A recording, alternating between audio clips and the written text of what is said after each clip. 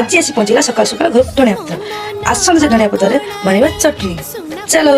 धनिया पत्र चटनी करने प्रथम धनिया पत्र परिष्कार करके धोई नहीं ग्राइंडर जार भर्ती कर से किसी गोटा जीरा तेतुल कटा पकई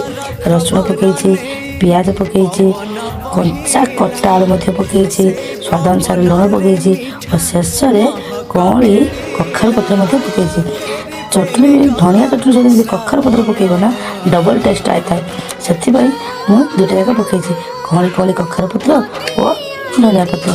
कखार पत्र देखो पूरा कौड़ी पत्र गुड़ा गाड़े पकईबे देखो बहुत सुंदर लगे ताले चलते ग्राइंडर आपको बनईदेवा चटनी।